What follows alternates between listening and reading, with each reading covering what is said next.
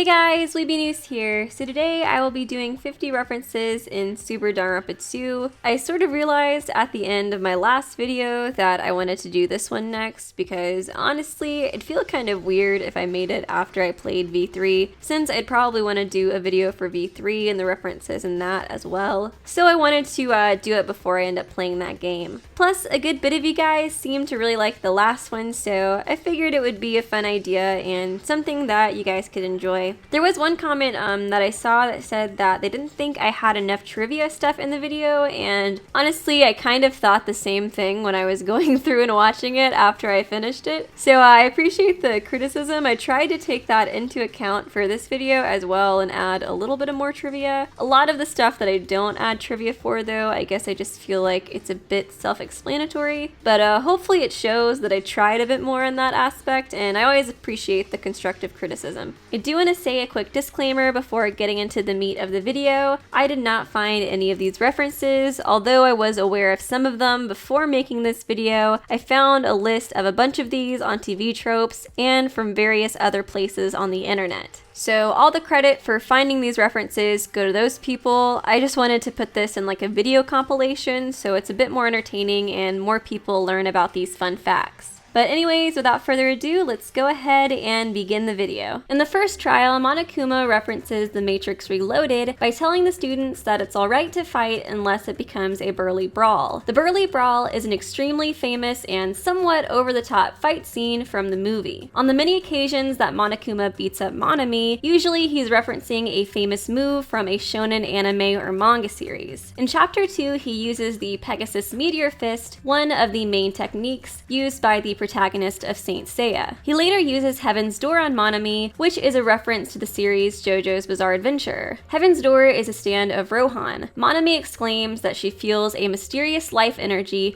referring to this parody version of Rohan's stand, since the creator of the series himself even stated that he wanted to portray energy through these guardian-type characters. In the next chapter, he uses the 9-head Dragon Flash attack from Rurouni Kenshin. The Wikia describes it as an attack that uses Godspeed to simultaneously strike all 9 vital points on the foe's body. It is said to be unavoidable and nearly unblockable. In Chapter 5, he punches Monami rapidly while yelling out "Aura, aura, aura." This is what the stand of Jotaro of JoJo's Bizarre Adventure yells out when releasing a series of powerful attacks. As you all probably know, this along with many other aspects of the anime manga series have become a bit of a meme. On the theme of JoJo's Bizarre Adventure though, many people seem to believe that Nekomaru Nidai is intended to reference the character of Jotaro Kujo, since their designs are incredibly similar. The Danganronpa Wikia page notes that Nekomaru's features seem to be inspired by the distinctive drawing style of Hirohiko Araki, the creator of JoJo's Bizarre Adventure, in comparison to the other characters. And funnily enough, since Nekomaru's character is a walking reference to Jotaro Kujo, in his battle with Akane, she yells out "Mu-da-da-da-da," which is what Dio Brando and his Stand the World yell out while rapidly attacking, Dio of course being Jotaro's main foe. His character does include references to other things besides JoJo's Bizarre Adventure though. For example, when Komaeda first introduces him to Hajime, he mentions that he led a high school rugby team of delinquent students to victory in the national playoffs, referencing episode 7 of the anime Full Metal Panic Fumofu, where the lead characters did essentially the same thing. On the Wikia page, it also mentions that in the secret event where you spy on Nekomaru massaging Akane, you can hear him exclaiming this,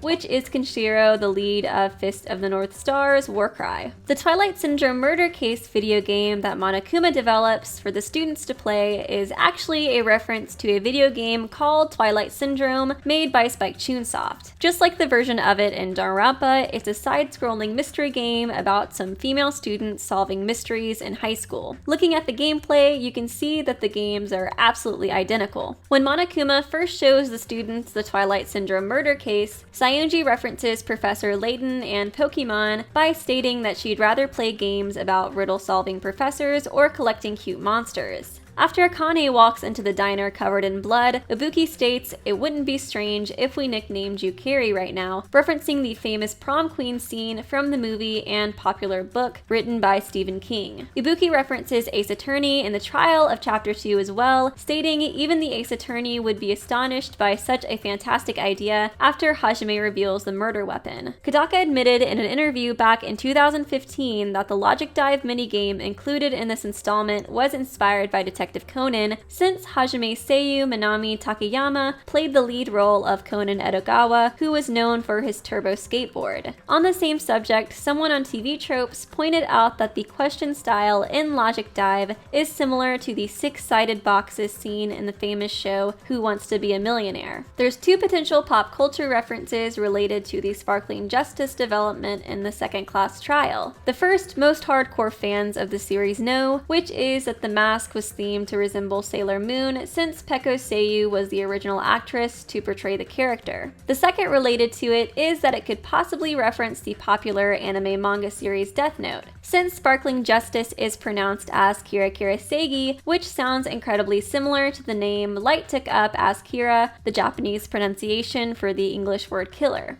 Also, both share a similarity in the sense that they both claim to only target criminals. One of the presents references Death Note as well, this being Kiss Note, with the rules of the Kiss Note being, "The human whose name is written in this notebook shall kiss you." Of course, these being identical to the rules of the Death Note, except in that case, it's a notebook that you can use to kill others. There's another reference to Death Note in Chapter 5 as well, when Kazuichi states it's more impossible than a notebook that kills people just by writing in it. In the second trial, Ibuki states, "I'll see you next Tuesday," spelled in a certain fashion. As you may have guessed, the capitalized letters spell out a curse word. I'm not sure exactly where this backronym originated from, but some people online seem to think that it references the song Kesha released back in 2010. She makes another musical reference in the trial as well by saying "Vase, how low can you go?" which is the opening line to the song Bring the Noise by Public Enemy. She references the bridge from the song Freak on a Leash by the band Korn in her free time events by saying this. I'd say it myself, but that would be super cringy. Ibuki herself, though, is a walking reference to the anime series K-On! The kanji that makes up her name is actually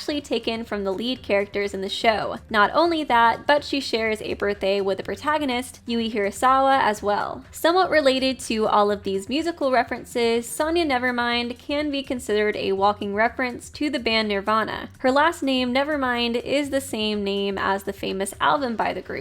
This may seem coincidental, but the Novoselic country that she comes from is likely a reference to Krist Novoselic, the bassist for the band. Also, the high school she previously attended was called In Utero, which is the same name as Nirvana's third studio album. The music venue, the Titty Typhoon, is a reference to the Titty Twister bar from the 1996 movie From Dusk Till Dawn. In the original PSP version of the game, in the Monokuma Theater and in Chiaki's room, there are posters for the game Time Travelers. Although the game wasn't published by Spike Chunsoft, a former employee of the company, Jiro Ishii, was the creator of the game. According to TV Tropes, there's several Danganronpa references in that game, so more than likely the shoutouts were meant to be some type of cross-promotion. In the PS Vita and the localized release of the game, though, these posters are replaced with advertisements for Ultra Despair Girls. Although the posters were replaced, the present skull is based off of a terrorist group in the game and is one of Chiaki's favorite items, implying that although they changed the poster, she herself is still a big fan of the game. After Hajime expresses that he'd rather pay over $1.5 million than watch Monokuma's movie, Monokuma states that this development makes him a sad Monokuma. This is referencing the Season 3 episode of South Park called Sexual Harassment Panda, since that is a catchphrase of the mascot. And according to the creators Matt and Trey, it's one of the most disliked episodes of the series, even though they both still personally enjoy it themselves. The Monokuma Theater Morse Code Edition is deciphered to be sure to drink your Kumatine. scene. This is a reference to the famous scene in A Christmas Story where Ralphie, the protagonist, works tirelessly to decipher a Morse code message that ends up being a pointless advertisement for Ovaltine. According to TV Tropes, many people seem to think that Fihiko's eye patch that he receives starting chapter 3 is a reference to the character Goro Majima from the video game series Yakuza, since the patches look almost identical. Many also seem to believe that Monokuma references the song Down with a Sickness by Disturbed in chapter 3 as well. At first this seemed like a stretch to me, but there's a lot of other lyrical references in the game, the biggest offender being Kazuichi. In chapter 2 he quotes part of Rick Astley's Never Gonna Give You Up by saying I'm never gonna give her up, and Hajime finishes the reference by saying you might let her down though. In chapter 5 he quotes the lyrics from Complicated by Avril Lavigne, and in Island Mode if you hang out with him at the military base he quotes Gwen Stefani's Holla Back Girl by saying this shit is bananas. It also says on TV Tropes that he quotes the song Stand Out from a Goofy movie, but I actually couldn't find that one. The title Do Ultimate Robots Dream of Clockwork for the 4th chapter is a reference to the famous 1968 book Do Androids Dream of Electric Sheep. The 4th Island's amusement park is meant to reference the Disney theme parks, since it can be noted that a mouse is the mascot for the park. TV Tropes points out that Hajime mentions that he could say a lot of things about this building, but it's probably better to say nothing at all. Afterwards, Monami and Monokuma express that they are both afraid of mice. Most likely, this was meant to express Spike's fear of getting sued by Disney if they were to get too close to breaking the trademark law. In the trials, Gundam has an objective phrase where he exclaims, "Don't underestimate the power of the evil eye." This is a reference to Hiei from the shonen anime/manga series Yu Hakusho, since his most notable feature is the evil eye that he had surgically implanted that granted him an abundance of powers. Nekomaru references the super duper famous British TV series Doctor Who by proclaiming that he's a Time Lord. In chapter 4's trial, Monokuma threatens to gently caress Monami. This is a reference to the forum Something Awful's profanity filter system, where it basically automatically replaces certain words with others. The F word's replacement on the site is gently caress. Somewhat related to this, a user on that website named Oren Ronan posted a translation of Trigger Happy Havoc on there before the game was localized, and this is generally seen as the first thing to have introduced the series to the Western audience. So maybe this reference was meant to give a shout out to the website that helped expand the fan base as well. While trying to fight back in his execution, Gundam draws an alchemy circle referencing the anime manga series Full Metal Alchemist.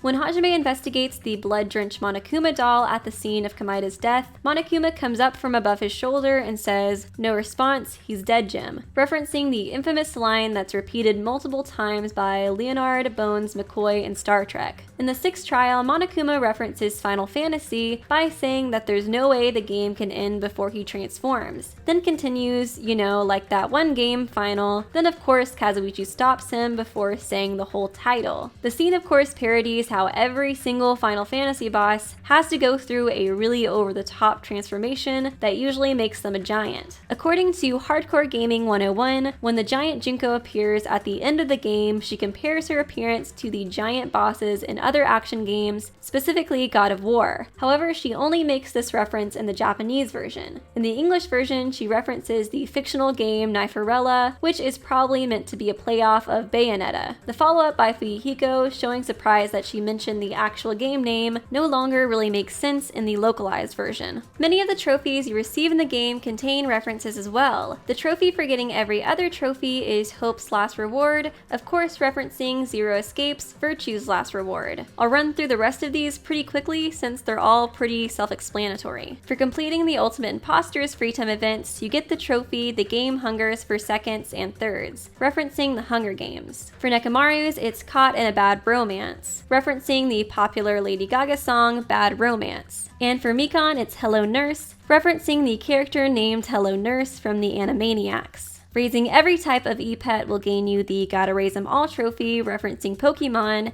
And getting all 50 unique presents will get you the "Look at this stuff, isn't it neat" trophy, referencing the famous lyric from the Disney film The Little Mermaid. But I hope you guys enjoyed. Let me know if I left out any references that you like or what your favorite references were in the video. There's a good bit I didn't include because there's just absolutely so many references in these games. And there's a good bit of game references in Chiaki's free time events. I couldn't really find a good place to put them in this video, but I'll link those down below if you guys would like to look at them, along with all the other sources included. But anyways, I do hope you guys enjoyed the video, and I will see you real soon. Subscribe to Weeby News for more hope-filled videos.